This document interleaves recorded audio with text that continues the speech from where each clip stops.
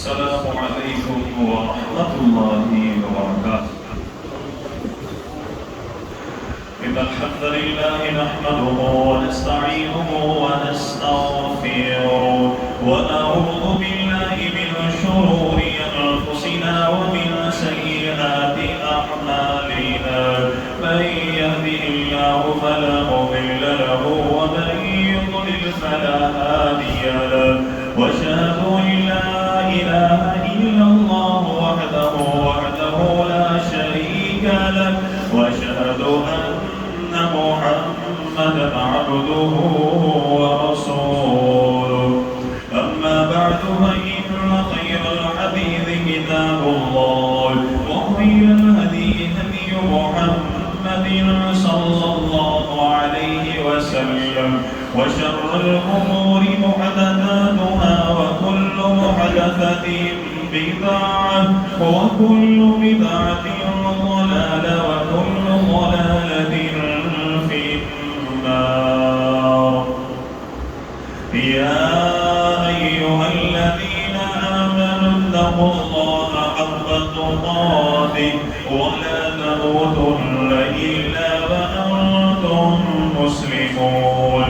يا أيها الناس اتقوا ربكم الذي خلقكم من نفس واحدة وخلق منها زوجها وبث منهما رجالا كثيرا ونساء. واتقوا الله الذي تساءلون به والأرحام إن الله كان عليكم رقيبا. يا أيها الذين آمنوا اتقوا الله وقولوا قولا سديدا يصلح لكم أعمالكم ويغفر لكم ذنوبكم. ومن يطع الله ورسوله فقد فاز فوزا عظيما. أما بعد فأعوذ بالله السميع العليم من الشيطان الرجيم من همزه ونفخه ونفثه. بسم الله الرحمن الرحيم. فالصالحات قانتات حافظات للغيب بما حفظ الله. اللهم رب اشرح لي صدري ويسر لي أمري واحلل عقدة من لساني يفقهوا قولي. واجعل لي وزيرا من أهلي. اللهم رب زدني علما اللهم رب زدني علما اللهم رب زدني فهما. اللهم إنا نسألك الهدى والتقى والعفاف والغنى. اللهم رب يسر ولا تعسر وتمم بالخير يا أرحم الراحمين. الحمد لله.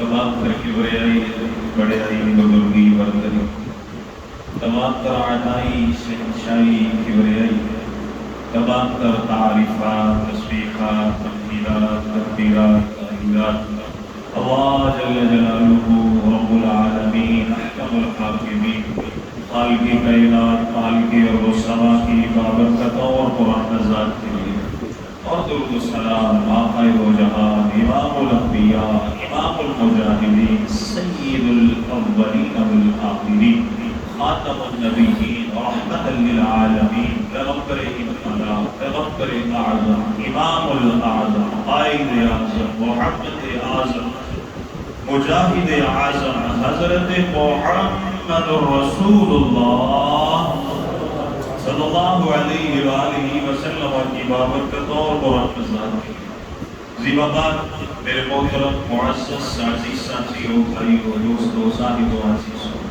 मेरी दिली दुआ है हमारा खालिक हमारा मालिक हम सब की आज की हाज़िरी अपनी बारगाह में कबूल फरमाए। आमीन। अल्लाह ताला कबूल फरमा कर हमारी निजात हमारे वालिदैन असातिज़ा मुहसिनीन अल्लाह ताला तमाम अहलो हयात तमाम इंसानियत की हदायत और हदायत के बाद निजात का जरिया बनाए। سبب بنائے، اللہ تعالیٰ ہم سب کا خاتمہ بالایمان فرمائے، خاتمہ بالخیر فرمائے، آمین۔ میرے محترم بھائیوں، پچھلے خطبہ میں ہم نے الحمدللہ پیارے پیغمبر علیہ السلام کی سنت اور طریقے کے مطابق قرآن اور صحیح احادیث کی روشنی میں نوجوانوں کی دینی تربیت دور جدید کے تقاضے سورہ لقمان کی روشنی میں الحمدللہ ہم نے سمجھا اسی۔ آج کے خطبہ میں ہم اولاد کی دینی تربیت خواہ گھر میں ہو، کالج میں ہو، یونیورسٹی میں ہو، اولاد کی دینی تربیت کے حوالے سے ماں کا کیا کردار ہے، انشاءاللہ آج بھی تفصیل ہم مختصر سے وقت میں اس بات کو سمجھیں گے۔ اللہ تعالیٰ سے دعا ہے کہ اللہ تعالیٰ ہمارے گھروں میں دین اسلام کا بول بالا فرمائے، اللہ تعالیٰ ہماری نوجوان نسل کی اصلاح فرمائے، اللہ تعالیٰ دور جدید کے جتنے بھی فتنے ہیں ہماری نوجوان نسل کی اصلاح فرمائے، اللہ تعالیٰ شیطان کے اور انسان کے شر سے ہماری نوجوان نسل کی اصلاح فرمائے، آمین۔ میرے محترم بھائیوں، اولاد کی تربیت اس میں ماں کا بڑا کردار ہے، اور آج کے خطبہ میں ہم دو چیزیں سیکھیں گے، سمجھیں گے۔ سب سے پہلی بات کہ کوشش یہ کی جائے کہ جب بھی اپنی اولاد کا نکاح کرنا، بیٹے کا نکاح کرنا، تو کوشش یہ کی جائے کہ جب بھی بیٹے کے لیے دلہن کو دیکھا جائے، بیوی کو دیکھا جائے، جہاں پر اس کی تعلیم دیکھی جاتی ہے، خاندان دیکھا جاتا ہے، قد کاٹ دیکھا جاتا ہے، رنگ اور نسل دیکھی جاتی ہے، وہاں پر اس کی سیرت کے بارے میں بھی دیکھا جاتا ہے۔ یہ بیٹی سیرت کی کیسی ہے، بول چال کی کیسی ہے، دین کے بارے میں کتنا علم ہے، شریعت کے بارے میں کتنا علم ہے۔ پیارے پیغمبر علیہ السلام نے بیان فرمایا کہ نوجوانوں جب بھی نکاح کرنا ہو، آپ نے فرمایا جو سیرت میں دین میں آنا ہے اسے ترجیح دیجیے، پہلی بات۔ دوسری بات کہ ماں کا کردار یعنی نیک بیوی اولاد کا کیا کردار، اولاد کی تربیت میں کیا کردار ادا کرتی ہے، اس کے فوائد کیا ہیں، آئیں ذرا توجہ فرمائیں۔ سب سے پہلی بات اللہ تعالیٰ فرماتے ہیں سورہ نساء میں آیت نمبر 44 ہے، اللہ فرماتے ہیں فالصالحات قانتات حافظات للغیب بما حفظ اللہ۔ اللہ فرماتے ہیں اے میرے نبی، وہ عورتیں کہ جو بڑی نیک ہیں، بڑی صالح ہیں، قناعت اختیار کرنے والی، تھوڑے کے اوپر گزارا کرنے والی، اپنے خاوند کے اوپر بلا وجہ خرچے کا بوجھ نہ ڈالنے والی، حافظات للغیب بما حفظ اللہ، جب خاوند گھر سے نکل جائے اس کی عزت کی، آبرو کی، اس کی اولاد کی، اس کے مال کی حفاظت کرنے والی۔ اللہ تعالیٰ فرماتے ہیں اے میرے نبی اور مومنوں، ایسی عورتوں کو ترجیح دیا کرو، ان سے نکاح کیا کرو۔ اور آئیں ذرا توجہ فرمائیں، سنن ترمذی ہے، حدیث نمبر 1084 ہے، سلسلہ احادیث صحیحہ ہے، حدیث نمبر 1022 ہے۔ حضرت ابو ہریرہ رضی اللہ تعالی عنہ بیان فرماتے ہیں، کائنات کے امام نے بیان فرمایا اذا خطب الیکم من ترضون دینہ وخلقہ، آپ نے فرمایا اے میرے صحابہ، جب تمہیں ایسا رشتہ ملے، ایسی لڑکی کا رشتہ آئے جو دین کے اعتبار میں بڑی اعلیٰ ہے، اخلاق کے اعتبار میں بڑی اعلیٰ ہے، من ترضون، اور تم بھی اسے پسند کرتے ہو، دین کی بھی اعلیٰ، کردار کی بھی اعلیٰ، اخلاق کی بھی اعلیٰ، فَزَوِّجُوا، آپ نے فرمایا اس سے نکاح کر لو، إِلَّا تَفْعَلُوا تَكُنْ فِتْنَةٌ فی الارض وفساد عریض، آپ نے فرمایا اگر نیک عورت سے نکاح نہ کرو گے تو زمین میں ایک بہت بڑا فتنہ پھیل جائے گا۔ پتہ یہ چلا فتنوں سے بچنے کے لیے جہاں پر اللہ کے نبی صلی اللہ علیہ وسلم نے ہمیں نماز کی تعلیم دی، ہمیں قرآن کی تعلیم دی، وہی پر حکم بیان فرمایا فتنوں سے بچنا چاہتے ہو نیک عورت سے نکاح کرو۔ اور صحیح بخاری کی حدیث ہے، حدیث نمبر 5090 ہے، صحیح مسلم ہے حدیث نمبر 1466 ہے، سنن ترمذی ہے 1086 ہے، سنن ابن ماجہ ہے 1858 ہے، مسند ابو یعلا میں بھی یہ حدیث ہے۔ حضرت ابو ہریرہ بیان فرماتے ہیں اللہ کے نبی صلی اللہ علیہ وسلم نے فرمایا تنکح المرأۃ لاربع، آپ نے فرمایا بندہ 4 وجوہات میں سے ایک وجہ دیکھ کر کسی بھی عورت سے نکاح کرتا ہے۔ پھر اللہ کے نبی نے بیان فرمایا لمالہا، وہ اس کے مال کی طرف دیکھے گا، بڑی مالدار ہے، بڑی دولت مند ہے، بڑی چکیردار ہے، ولحسبہا، وہ دیکھے گا بڑی حسب والی ہے، نسب والی ہے، خاندان بڑا اعلیٰ ہے، گھرانہ بڑا اعلیٰ ہے، ولجمالہا، وہ اس کی خوبصورتی کی طرف دیکھے گا، بڑی خوبصورت ہے، بڑی خوبرو ہے، ولدینہا، یا اس کے دین کی طرف دیکھے گا۔ پیارے پیغمبر علیہ السلام نے فرمایا، آپ نے فرمایا مال نہیں، حسب نسب نہیں، آپ نے فرمایا خوبصورتی نہیں، فاظفر بذات الدین، آپ نے فرمایا کوشش کرو کہ دیندار عورت سے نکاح کرو جو دین میں اچھی ہے، کردار میں اچھی ہے، اخلاق میں اچھی ہے۔ اور سن ابن ماجہ ہے، حدیث نمبر 1858 ہے، مسند احمد ہے 168 ہے، صحیح ترغیب الترہیب میں حدیث ہے، سلسلہ احادیث صحیحہ میں حدیث نمبر 282 ہے۔ اللہ کے نبی صلی اللہ علیہ وسلم نے فرمایا اربع من السعادہ، آپ نے فرمایا 4 چیزیں خوشحالی کی، خوشبختی کی نشانی ہے۔ پیارے پیغمبر شرح فرماتے ہیں، آپ نے فرمایا پہلی چیز المرأۃ الصالحہ، آپ نے فرمایا 4 چیزیں خوشحالی کی نشانی ہے، برکت کی نشانی ہے، عزت کی نشانی ہے۔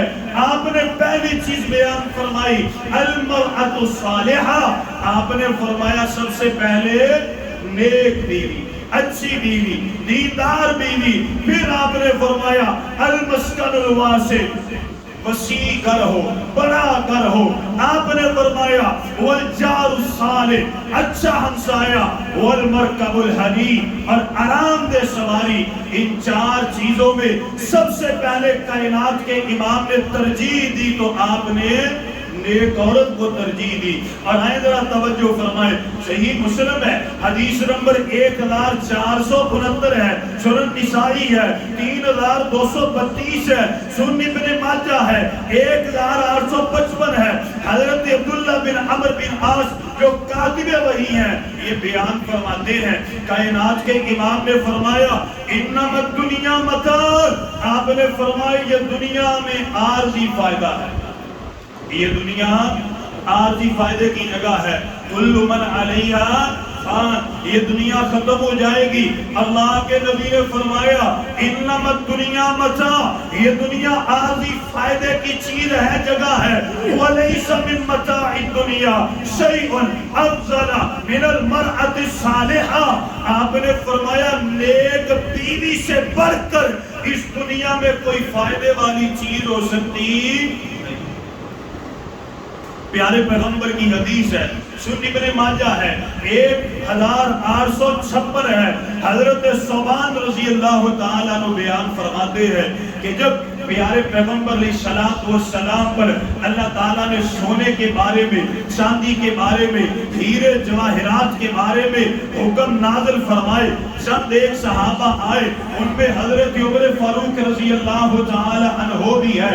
وہ اللہ کے نبی صلی اللہ علیہ وسلم کے پاس آئے اور آ کے عرض کرتے ہیں اللہ کے نبی صلی اللہ علیہ وسلم سونا بھی بڑا اعلیٰ ہے، چاندی بھی بڑی اعلیٰ ہے، ہیرے جواہرات بھی بڑے اعلیٰ ہے، یا رسول اللہ ای المال نتخذو، ہمیں بتلایا جائے ہم سونا جمع کریں، چاندی جمع کریں، ہیرے جواہرات، کون سا مال ہے جسے حاصل کرنے کے لیے محنت کرے؟ اللہ کے نبی صلی اللہ علیہ وسلم نے فرمایا، آپ نے فرمایا لیتخذ احدکم قلبا شاکرا، اگر تمہیں کوئی چیز حاصل کرنے میں ضرورت پیش آتی ہے تو اپنے دل کو شکر گزار دل کر لو، کہ جب بھی تمہارے دل میں آئے الحمدللہ، شکر الحمدللہ، یا اللہ تیرا شکر ہے۔ آپ نے فرمایا کوشش کرو اپنے دل میں اللہ کا شکر پیدا کرو، وَلِسَانًا ذَاكِرًا، آپ نے فرمایا اپنی زبان کو اللہ کا ذکر کرنے والی بنا لو، الحمدللہ، سبحان اللہ، اپنی زبان سے اللہ کا ذکر کیا کرو۔ پھر آپ نے فرمایا وَزَوْجَةً مُؤْمِنَةً، اگر کسی چیز کو حاصل ہی کرنا ہے تو نیک عورت سے نکاح کر لو جو مومن ہو، نیک ہو، پرہیزگار ہو، تُعِينَ أَحَدَكُمْ عَلَىٰ أَمْرِ الْآخِرَةِ، وہ عورت کہ جو آخرت کے معاملے میں تمہاری فکر کرنے والی ہو۔ نماز نہیں پڑھی، وہ پوچھے میرے سر کے تاج نماز پڑھی، آپ بھی آئے قرآن نہیں پڑھا، جمعے میں آپ لیٹ جاتے ہیں، جلدی جایا کریں، اے میرے سر کے تاج، آپ نفل و نوافل گھر میں بھی ادا کیا کریں، گھر میں بھی قرآن کی تلاوت کیا کریں، اے میرے سر کے تاج، یہ سود کھانا ٹھیک نہیں ہے، جھوٹ بولنا ٹھیک نہیں ہے، اس سے آپ بچا کریں۔ آپ نے اپنے چہرے کے اوپر داڑھی رکھنی تھی، یہ میرے نبی کی سنت ہے، نبی کا طریقہ ہے، آپ اپنی داڑھی کو مڈاتے ہیں، مجھے اچھا نہیں لگتا۔ پیارے پیغمبر نے فرمایا، آپ نے فرمایا تُعِينُ أَحَدَكُمْ عَلَىٰ أَمْرِ الْآخِرَةِ، ایسی عورت اس سے نکاح کرو، دنیا میں نکاح کرنے کی کوشش کرو جو آخرت کے معاملے میں، نیکی کے معاملے میں آپ کی مدد کرنے والی ہو۔ پیارے پیغمبر علیہ السلام کی حدیث ہے، مسند سعید بن منصور میں، سنن نسائی میں 3233 ہے، حضرت ابو ہریرہ رضی اللہ تعالی عنہ آپ بیان فرماتے ہیں، اللہ کے نبی سے سوال کیا گیا ای النساء خیر، اللہ کے نبی بتلایا جائے کون سی عورتیں بہتر ہیں، ان عورتوں سے ہم نکاح کریں؟ پیارے پیغمبر نے فرمایا اللاتی تسرہ اذا نظر، آپ نے فرمایا ان عورتوں سے نکاح کرو کہ جب تم انہیں دیکھو تمہارا دل خوش ہو جائے، جب تم انہیں دیکھو تمہارا دل، وہ عورتوں کی گل ہوتے بولتی ہے، بیویوں کی گل ہوتی ہے، پتہ نہیں۔ آپ نے فرمایا جب اس کو دیکھو اپنی بیوی کو تو کیا کرو؟ رونے لگ پو، کیا کرو؟ رون لگ پوئے گی، ہو گیا تم ایویں نہ باہر میں لکھیا اللہ دے بندے بولیا کرو یار، ایویں نہ کرے۔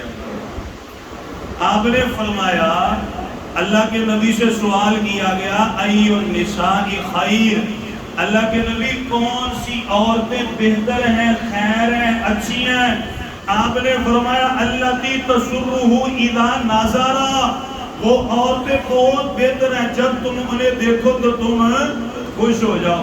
ڈیوٹی سے تھکے ہوئے آؤ تو ایسے نہیں ہے سر کے اوپر کپڑا لپیٹا ہوا تو کہتی ہے ابھی گھر میں داخل نہیں ہوئے، آئے تھے ہمسائی نے جان کھا لی میری، لیٹ آئے تھے، حضرت یہ ابھی تو یہ بھی سامان لے کے آنے والا ہے، ابھی تو یہ بھی لے کے آنے والا ہے، چھوٹے کی دوائی ہے، یہ مسئلہ ہے، تیری ماں نے ایسے کر دیا، تیرے بھائی نے ایسے کر دیا، آج تیری فلاں کی کال آئی تھی اس نے ایسے کر دیا۔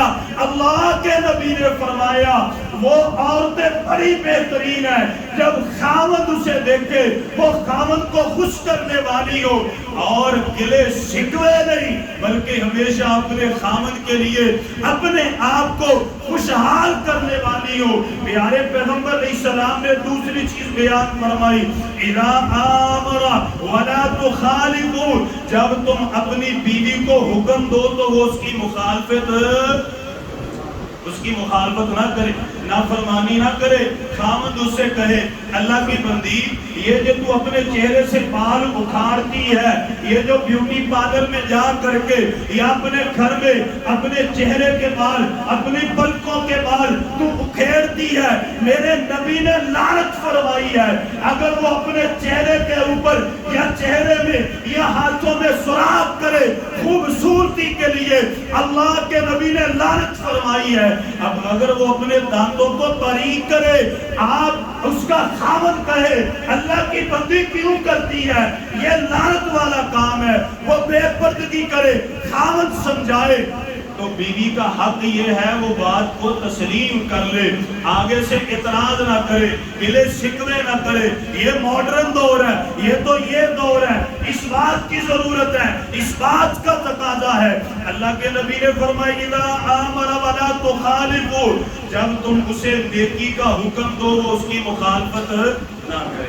آخری بات فی نفسیہ ومالیہ بما یکرہ, آپ نے فرمایا خواہ وہ اس کی جان کا ہو, مال کا ہو, خواہ وہ اسے ناپسند بھی کرتی ہو, لیکن جب تم اسے حکم دو وہ اس کی مخالفت نہ کرے. پیارے پیغمبر علیہ السلام نے ترغیب دلائی. اب غور کیجیے کہ جب یہ ساری باتیں دیکھ کے ایک مسلمان نے نکاح کر لیا, اب اس کا فائدہ کیا ہے؟ توجہ فرمائیں. پیارے پیغمبر علیہ السلام کی حدیث ہے, صرف میں آپ کے سامنے 5 باتیں رکھوں گا. 3 واقعات ہیں صحابیات کے, اور تقریباً 1 آدھ واقعہ ہوگا ائمہ حضرات کا. پیارے پیغمبر علیہ السلام کی حدیث ہے, نیک عورت سے نکاح کرنے کا فائدہ کیا ہے, اور بیوی کا کردار کیا ہے, ماں کا کردار کیا ہے اولاد کی تربیت. پیارے پیغمبر علیہ السلام کی سب سے چہیتی اور پیاری بیوی کا نام کیا تھا؟ حضرت خدیجہ رضی اللہ تعالی. پیارے پیغمبر کو بڑا پیار تھا, اتنی محبت کسی سے نہیں جتنی سیدہ خدیجہ تھی. جب بھی قربانی کرتے, قربانی کا گوشت سیدہ خدیجہ کے سہیلیوں کے گھر میں بھیجا کرتے, ہر وقت کہا کرتے خدیجہ ایسی تھی, خدیجہ ایسی تھی. اتنا پیار کیوں تھا؟ آئیں سب سے پہلے 2 احادیث. پیارے پیغمبر کی دی مجمع الزوائد کتاب المناقب میں ہے, حدیث نمبر 15285 ہے. حضرت عبد الرحمن رضی اللہ تعالیٰ عنہ بیان فرماتے ہیں کہ حضرت جبرائیل امین علیہ السلام اللہ کے نبی صلی اللہ علیہ وسلم کے پاس بیٹھے ہیں. توجہ فرمائیں. ان جبریل علیہ السلام کان مع النبی صلی اللہ علیہ وسلم فجاءت خدیجہ رضی اللہ تعالی عنہا. حضرت عبد الرحمن بیان فرماتے ہیں حضرت جبرائیل امین اللہ کے نبی صلی اللہ علیہ وسلم ایک دوسرے کے پاس بیٹھے ہیں.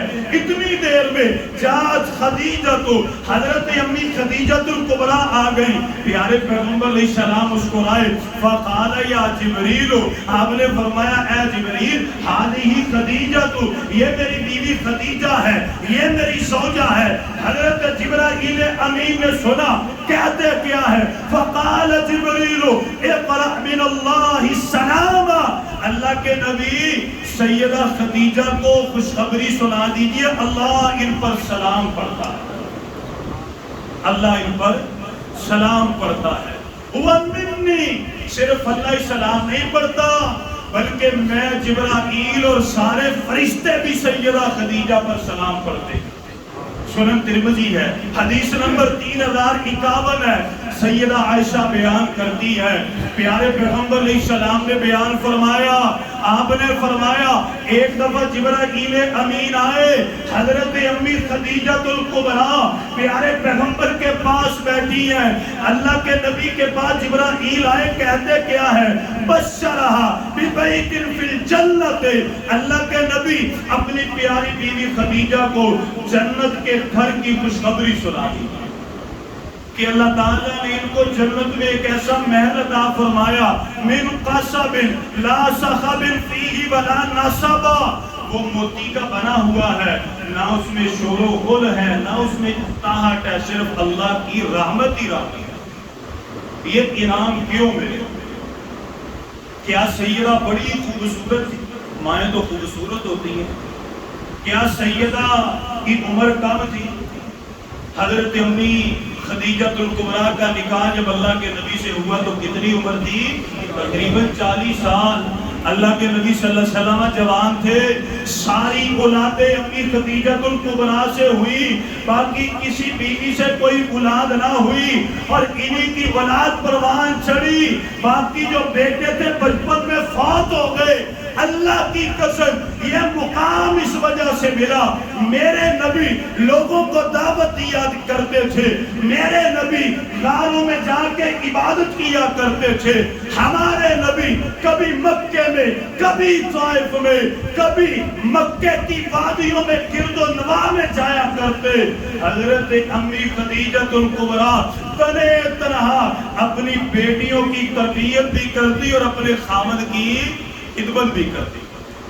یہ اس تربیت کی وجہ سے جب آپ نے تربیت کی، پھر بیٹیاں جنتی عورتوں کی سردار بھی بنی، حسن و حسین کی والدہ بھی بنی، اور اللہ سبحانہ و تعالی نے جنت میں انہیں نور ایمان اور جنت، دنیا میں جنت کا ٹکٹ عطا فرمایا۔ آئیں توجہ فرمائیں، نیک عورت سے نکاح کرنے کا فائدہ کیا ہے؟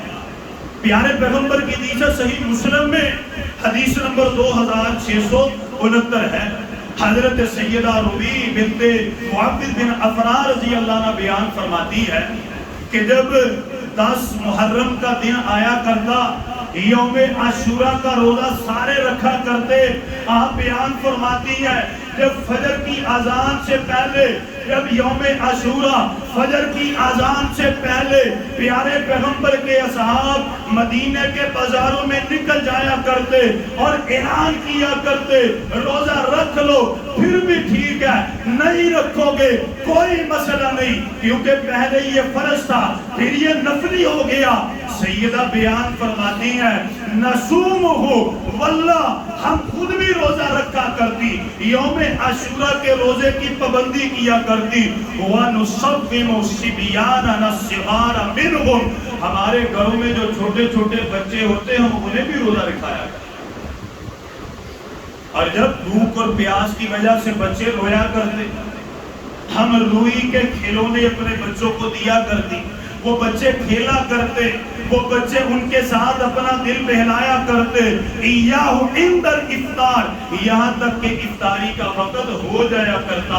اور میرے یاروں پتہ یہ چلا کہ اگر نیک عورت سے نکاح کیا جائے گا، فائدہ یہ ہے اولاد دیندار بھی ہوگی، صوم و صلاۃ کی پابند بھی ہوگی، اور انشاءاللہ صدقہ جاریہ بھی بنے گی، نبی کی محافظ بھی بنے گی، اور نبی اپنی زبان سے دنیا میں سلام بھی پڑھیں گے اور جنت کی خوشخبری اور اپنے ساتھ کی خوشخبری بھی عنایت فرمائیں گے۔ کیسے؟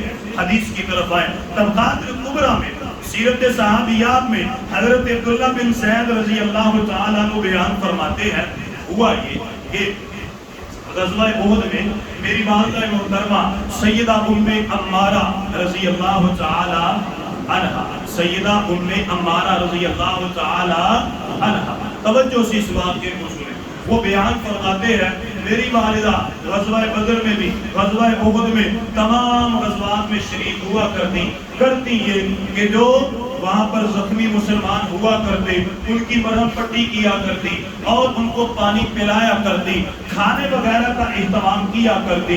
میری والدہ ماجدہ مجھے ساتھ لیا، کہنے لگی بیٹا غزوہ احد میں بھی جائیں گے، اسلام کے لیے لڑیں گے، تمہیں جہاد کرنا ہے، اپنی جان کو قربان کرنا ہے، نبی کا دفاع کرنا ہے۔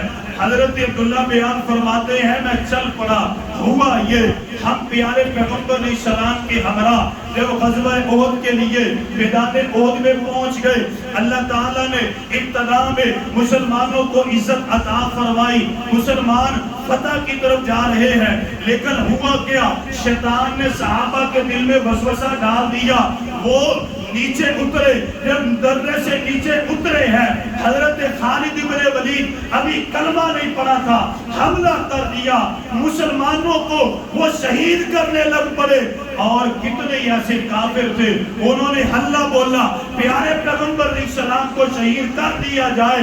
حضرت عبداللہ بیان فرماتے ہیں ہوا یہ میری والدہ مائدہ نے دیکھا کہ بعض صحابہ وہ میدان قتال سے پیچھے ہٹ رہے ہیں، میری والدہ نے کیا کیا، مجھے آواز دی عبداللہ جہاں پر بھی ہو جلدی آؤ۔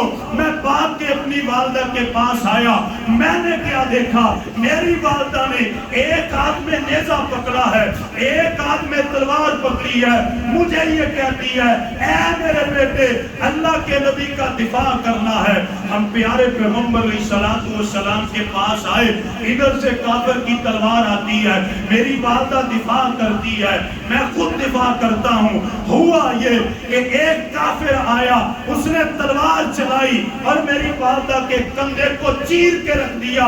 کیا دیکھتا ہوں، اللہ کے نبی صلی اللہ علیہ وسلم ہمارے پیچھے ہے، ہم اللہ کے نبی کا دفاع کر رہے ہیں، پیارے پیغمبر بے ہوش پڑے ہیں۔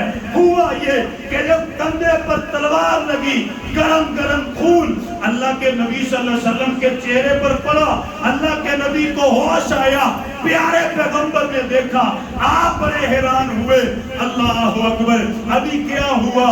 میں نے دیکھا ایک کافر آیا، ہاتھ میں تلوار ہے، وہ کہتا یہ ہے کہ میں اللہ کے نبی صلی اللہ علیہ وسلم کو قتل کر دوں گا۔ مجھے غصہ آیا، میں نے تلوار چلائی، تیر چلایا، اور یہ جو کافر ہے اس کے گھوڑے کی آنکھ میں لگا، یہ نیچے گرا، میں نے پتھر اٹھایا اور اس کے سر پر مارا۔ وَالنَّبِيُّ يَنْظُرُ يَتَبَسَّمُ، اللہ کے نبی نے دیکھا، پیارے پیغمبر بڑے مسکرائے۔ پھر اللہ کے نبی صلی اللہ علیہ وسلم جو مسکرا رہے ہیں، آپ نے فرمایا وَنَضَعَ جُرْحَ أُمِّي عَلَىٰ عَاتِقِهَا، اللہ کے نبی صلی اللہ علیہ وسلم نے میری والدہ کے کندھے کا زخم دیکھا، آپ نے فرمایا فَقَالَ أُمِّكَ أَعْصِبْ جُرْحَهَا، آپ نے فرمایا عبداللہ اپنی والدہ کے زخم کو دیکھو، خون بہت نکل رہا ہے۔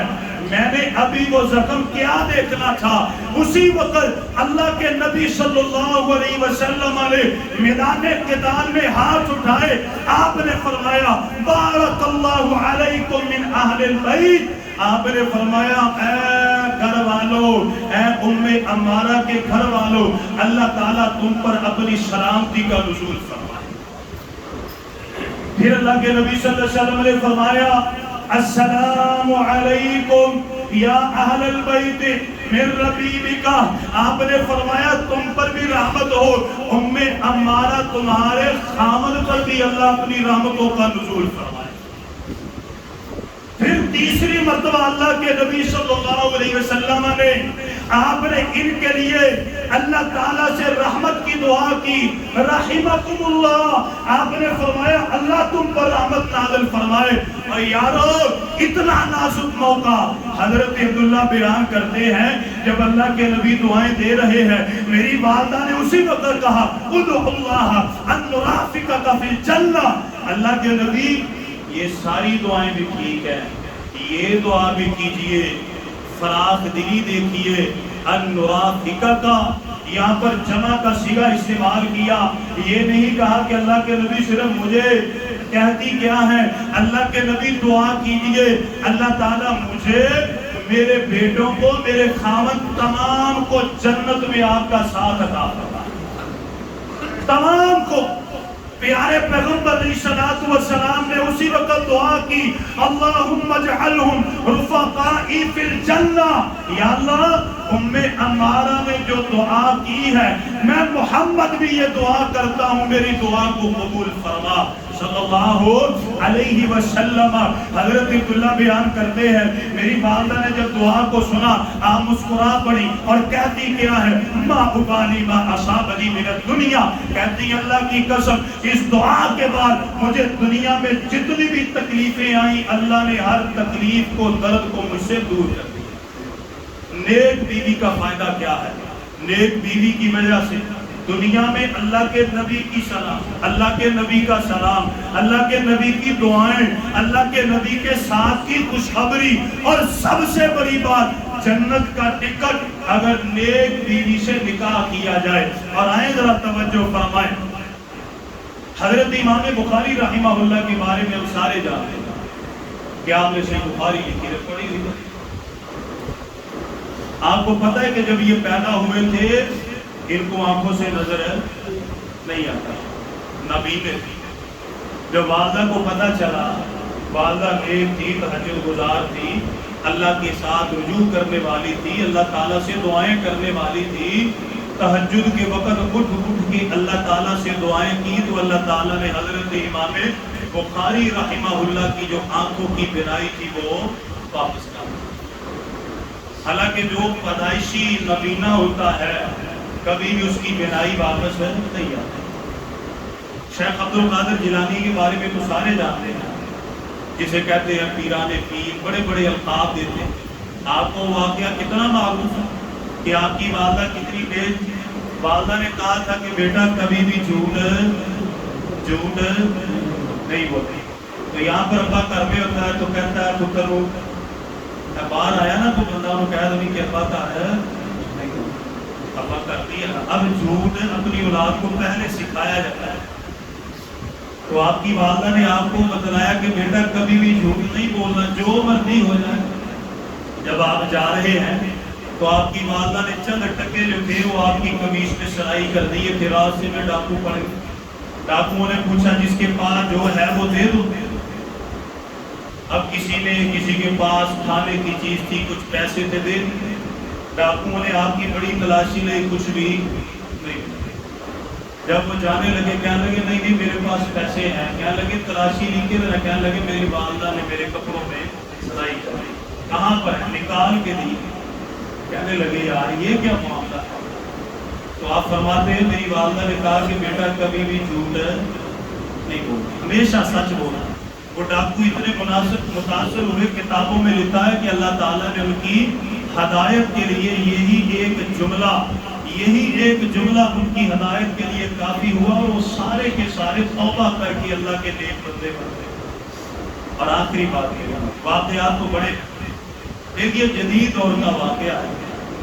ایک عورت کا نکاح ایسے گھر میں ہوا، سارے بے نمازی، کوئی بھی نمازی۔ اللہ تعالیٰ عمل کی توفیق عطا فرمائے۔ واخر دعوانا الحمدللہ۔ بولنے نہیں آ رہی ٹائم بھی ہو گئی۔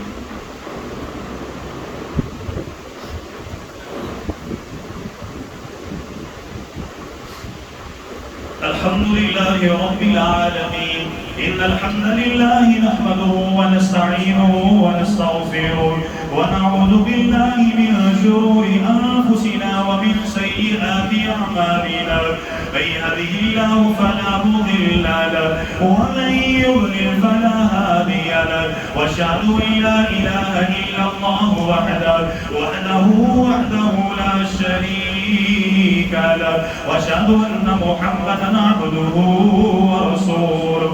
میرے محترم بھائیو، آج کے خطبہ میں دو باتیں ہم نے سیکھی ہیں کہ اگر والدہ نیک ہو اولاد کی تربیت کے بارے میں کیا کردار ادا کرتی۔ دو باتیں ہم نے سیکھی کہ اللہ کے نبی صلی اللہ علیہ وسلم نے فرمایا نکاح کرنا ہے تو نیک عورت سے کرو۔ نیک عورت سے نکاح کرنے کے کیا فوائد ہیں، مختصر وقت میں ہم نے اس بات کو سمجھا۔ اللہ تعالیٰ ہمارے گھروں میں دین اسلام کا بول بالا فرمائے، اللہ تعالیٰ ہماری اولادوں کو نیک بنائے، آمین ثم آمین۔ میرے محترم بھائیوں، آپ کو پتا ہے یہ جڑا والا میں ایک واقعہ پیش آیا ہے کہ کہتے ہیں کہ عیسائیوں نے مسلمانوں کے ہمارے آپ کے قرآن مجید کی بے حرمتی کی۔ مسلمان غصے میں آئے، غصے میں آ کر کے انہوں نے عیسائیوں کو پکڑا، مارا، قتل نہیں کیا، چرچ کو آگ لگائی، سامان جلایا۔ ہم کہتے ہیں جی مسلمانوں نے غصے میں آ کے کیا، چلے غلط کیا، کوئی مسئلہ نہیں ہے۔ تحریک چلی، مسلمانوں کو پکڑا گیا، قید میں، جیل میں بند کر دیا گیا، اب سزائیں دی جا رہی ہیں اور بھی پکڑے جا رہے ہیں۔ ہمارے مسلمانوں کے مذہبی لوگوں کے بڑے بڑے گروہ گئے ہیں، جماعتیں گئی ہیں۔ میں کسی جماعت کا، کسی عالم دین کا نام نہیں لیتا، اخبارات کے ذریعے سب کو پتا ہے، سارے ہی گئے ہیں۔ عیسائیوں کے ساتھ احساس ہمدردی کا انہوں نے ثبوت دیا ہے، اقلیتوں کے تحفظ کے بارے میں بڑے بڑے بیانات دیے ہیں۔ اب مسلمانوں کو پکڑا جا رہا ہے۔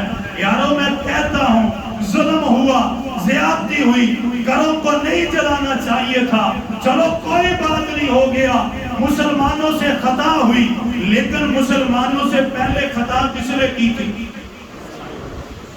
کنہوں نے کی تھی بھائی؟ عیسائیوں نے کی تھی۔ آپ نے کسی اخبار میں پڑھا، کسی عامر خبر میں سنا ہو کہ جنہوں نے قرآن کی بے حرمتی کی ان عیسائیوں میں سے کسی ایک کو بھی پکڑ کے جیل خانے میں بند کیا ہو، اس کے اوپر بھی کوئی دفعہ لگائی ہو؟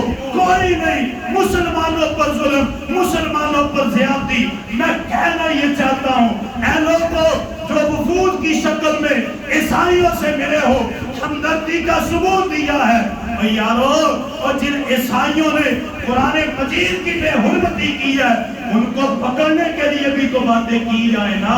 میں لمحہ فکریہ دینا چاہتا ہوں، آج بھی جاؤ عیسائیوں سے ملو، لیکن جنہوں نے قرآن مجید کی بے حرمتی کی ہے کیا ان کے اوپر کوئی دفعہ، کیا ان کو سزا ملنی چاہیے کہ نہیں ملنی چاہیے؟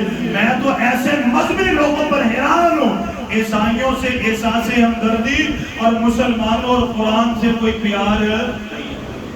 تصویریں بنائی ہیں وہاں پر جا کے، اور آج تک 2 ہفتے ہو گئے ہیں کسی ایک بھی عیسائی کو انہوں نے پکڑا، 10-10 لاکھ بھی دے دیتے تو نوے مکان، نوے گھر، ایٹی مین نہ چبل ماری نا۔